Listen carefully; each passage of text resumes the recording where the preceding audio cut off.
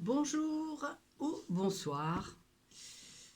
Aujourd'hui, je voudrais vous parler d'un livre plus que spécial qui s'appelle Ce truc. Là, vous le voyez à l'envers, mais je vous montrerai bien sûr la version extrêmement claire. Donc, c'est le dernier livre qui a été écrit et publié par notre ami le docteur Jean-Jacques Charbonnier aux éditions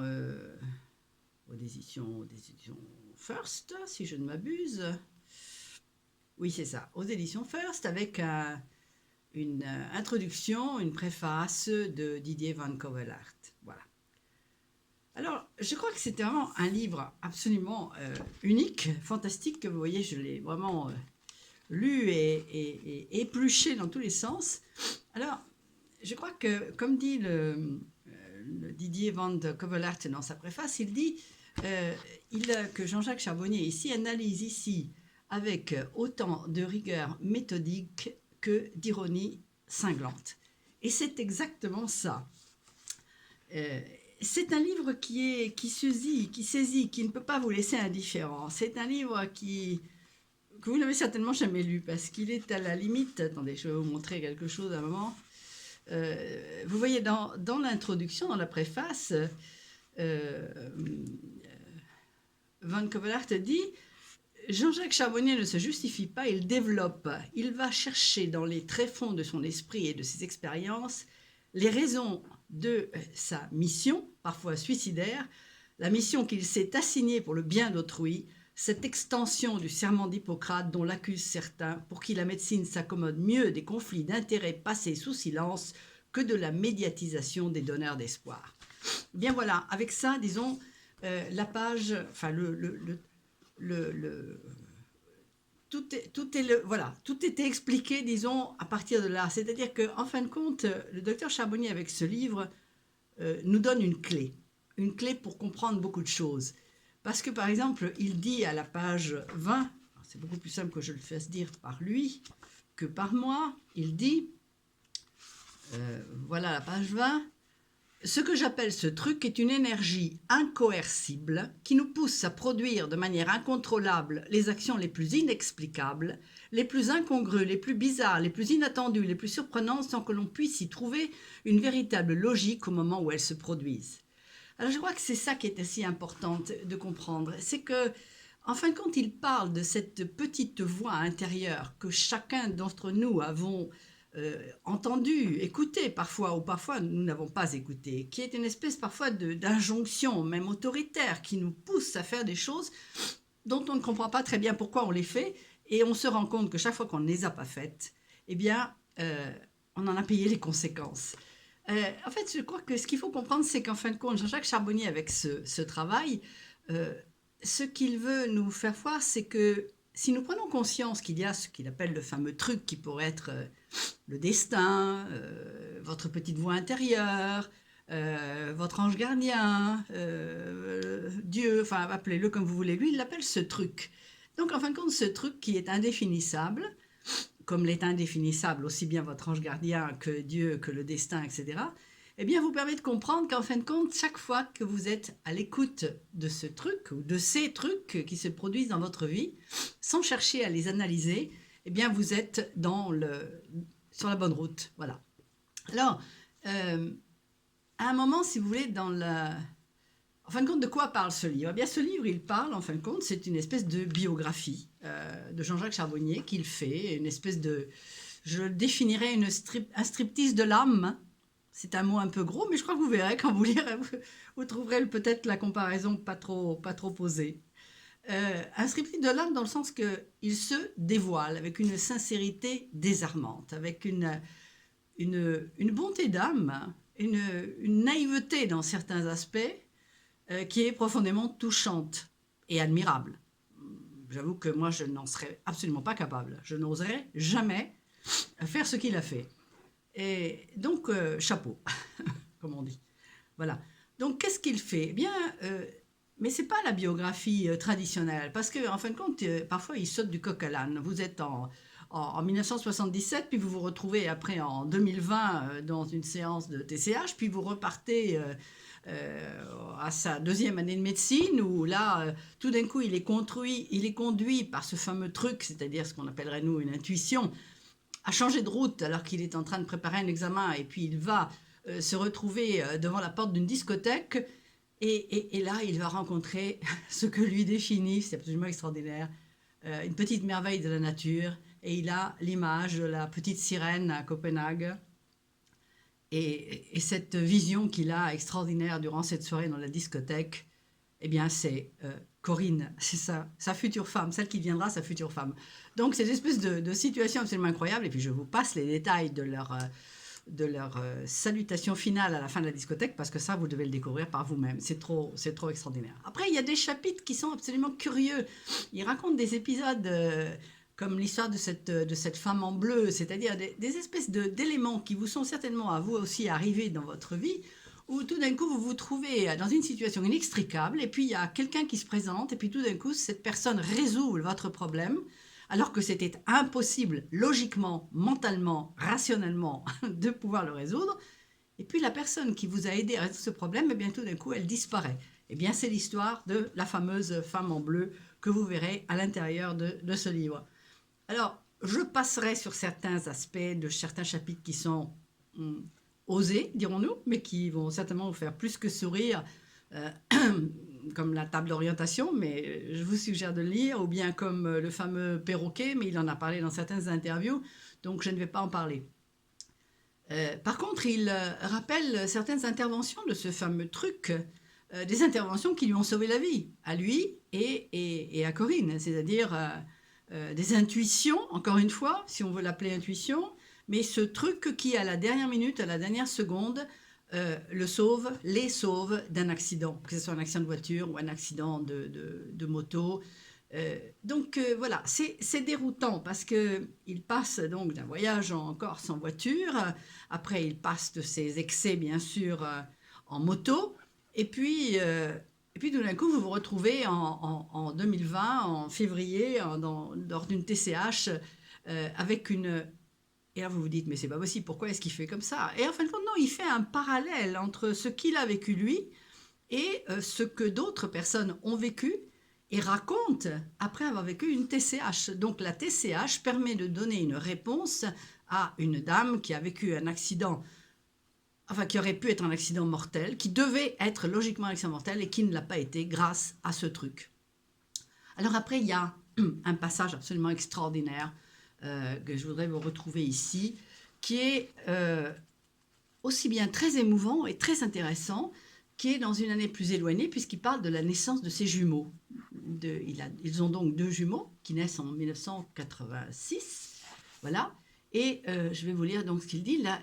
Et là, il y a vraiment cette description qui, en même temps, est très scientifique de ce que représente la conception. Donc c'est exceptionnellement intéressant parce que bon, tout le monde n'est quand même pas très au courant. Et en même temps, c'est très scientifique et c'est à mourir de rire. Et c'est en même temps très poétique. Il vous parle du nombre de spermatozoïdes qui sont normalement éjectés par le donneur et de toutes les aventures que doivent faire ces pauvres petites bêtes pour que le gagnant arrive au but et soit enfin accepté par ou ici par les ovules de ce qu'il appelle la receveuse. Donc il passe d'un côté scientifique à un côté très personnel et très émouvant. Et donc ensuite il explique d'une façon très claire la multiplication cellulaire ou plus exactement la différenciation cellulaire. Et vous avez l'impression d'assister à un cours à l'université où moi ça m'a fait penser au film d'animation que vous avez peut-être vu qui s'appelle, je crois, pas Voyage au centre de la Terre, mais Voyage au centre du corps humain. C'est un film d'animation des années, je ne sais pas, 80 peut-être, j'en sais pas. Voilà. Alors après, il y a à la page, attendez, 82, il dit, voilà, il dit, ici encore, on peut dire que c'est ce truc qui organise la métamorphose, car personne sur cette terre n'est en mesure d'expliquer cette époustouflante réalisation qui aboutira à mettre au monde un bébé en relief, avec ses formes, ses structures et toute sa complexité anatomique 9 mois plus tard.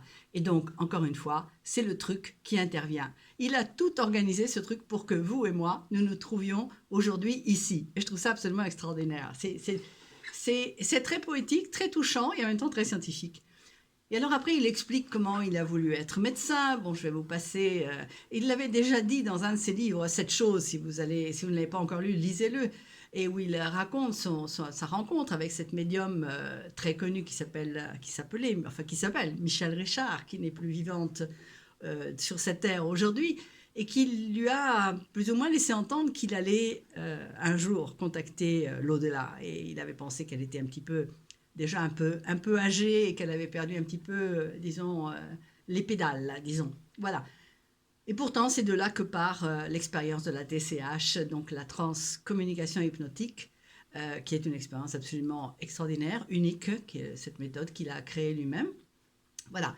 Et puis qui est à l'origine non seulement de découvertes absolument extraordinaires et d'un bien-être fabuleux pour toutes les personnes qui ont eu la possibilité et la chance de l'expérimenter, mais qui est bien sûr à l'origine de toutes les difficultés, les jalousies, les complots, les tentatives de boycotter son travail qu'il subit depuis le départ de cette grandiose aventure. Voilà.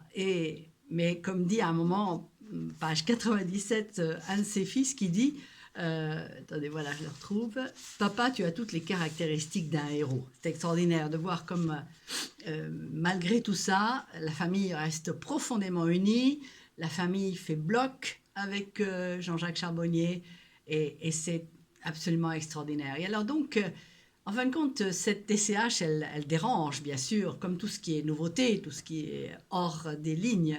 Elle dérange et en même temps elle fascine parce qu'on ne comprend pas très bien. D'ailleurs, Jean-Jacques Charbonnier vous dit avec une grande honnêteté, je ne peux pas vous expliquer tout ça, je n'en sais rien moi-même, mais c'est absolument fabuleux. Donc, il y a certaines personnes qui arrivent à parler avec des êtres décédés, avec des êtres proches, et on reçoit des conseils, on a des réponses à des questions, on a des indications, des suggestions, on a parfois même des guérisons.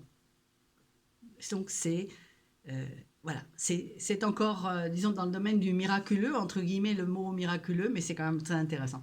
Alors après, il vous parle bien sûr de ses enfants, il vous parle comment le truc va modifier l'orientation du chemin professionnel d'un de ses enfants, d'un de ses fils, Laurent, et qui a une prédisposition à l'écriture automatique et qui va finir à Londres, dans une fameuse école, l'école Arthur Findlay, qui ressemble un petit peu à l'école où a étudié Harry Potter, aussi bien dans sa structure architectonique que dans ces personnages qui sont mentionnés ici. Et c'est vraiment extrêmement intéressant. Et puis, il y a aussi quelque chose qui est très touchant aussi, ce sont ces dialogues que fait Jean-Jacques Charbonnier avec ce truc. Et ça m'a fait penser, si vous voulez, un peu au dialogue de Neil Donald Walsh avec Dieu, non? Conversation avec Dieu, il y a plusieurs livres qui sont extrêmement intéressants. Bon, il y a quelques expériences personnelles, donc je ne vais pas, vous les trouverez vous-même, elles sont très très belles. Mais ce qui est aussi intéressant, c'est qu'il dit que parfois que, en fin de compte, nous sommes dans les professions que nous devions avoir, nous sommes dans les lieux où nous devions habiter, que ça nous plaise ou que ça ne nous plaise pas. Et ça aussi, c'est intéressant. Il dit qu'en fin de compte, ce truc se manifeste constamment. Par exemple, il dit aussi une chose très belle à la page 205. Il dit il faut toujours écouter son cœur. C'est de cette façon que ce truc et que ces trucs deviennent perceptibles. Et ça, c'est aussi une grande recommandation, c'est extrêmement importante. Parce que est-ce qu'il faut pousser la réflexion pour savoir qui est ce truc? En fin de compte, il laisse la liberté à chacun d'entre nous. Il dit, voilà, cette page, écouter son cœur signifie vibrer avec le bon diapason, être en harmonie avec la bonne énergie, ne pas se laisser dominer par les bas instincts ni par les mauvaises idées, etc., etc. Et puis donc à la fin, bien, celles et ceux qui connaissent Jean-Jacques Charbonnier savent que c'est un homme extrêmement généreux. Est très ouvert et qui fait le possible pour aider les autres. Et bien à la fin, il vous propose même un texte de méditation que vous pouvez vous-même vous enregistrer pour essayer de recevoir les informations de ce fameux truc. Ne pas penser que ce n'est que pour les médiums ou ce n'est que pour les gens d'une certaine capacité. Non, non, pas du tout. Il vous dit, mais essayez d'y arriver tout seul. Enregistrez-vous le texte que je vous propose, mettez-vous dans les meilleures conditions et puis essayez. Parce que bien sûr, C'est seulement si vous exercez que vous avez vraiment l'intention. Bon, et puis alors il y a, le long de ce livre, il y a une quantité de références, ce qui fait très plaisir, à son épouse. Donc Corinne, c'est cette femme qui est belle, désirable, elle est séduisante, mais c'est une femme forte. En fin de compte, c'est le pilier de la famille. Elle est la garante de la stabilité, de cet équilibre. Et c'est en même temps une hyène pour défendre son mari et ses enfants, et personne n'y touche, et ses petits-enfants. Donc c'est une femme qui est, dans ce que nous entendons, nous, enfin moi en tout cas, la femme avec un F majuscule. Elle est le produit le plus parfait de la création. Excusez-moi, allez, excusez-moi du peu, mais enfin, si vous réfléchissez bien, vous verrez que c'est exact. Et en fin de compte, non seulement cette femme est ce que je viens de vous dire, mais en plus, elle a des capacités médiumniques et vous le découvrirez à l'intérieur de ce livre. Alors à la fin, il dit, et ça c'est le mot de la fin, en conclusion, il vous laisse avec une interrogation et il dit « Et si ce truc, en fin de compte, c'était lui, point d'interrogation, un Dieu incognito qui, pour notre bien, orchestrerait nos libertés ?» Bon, voilà, alors je vous laisse le contempler, l'offrir, et puis vous allez vraiment, on va vous entendre rire tout seul pendant que vous êtes en train de lire ce livre. Parce que ce truc, c'est vraiment extraordinaire. Alors, merci Jean-Jacques Charbonnier. J'ai vraiment le grand plaisir d'être son ami et son ami de son épouse. Et je vous souhaite le meilleur possible malgré toute cette situation. Et pensez que ce truc, eh bien, il est disponible pour nous tous. Allez, à bientôt. Au revoir.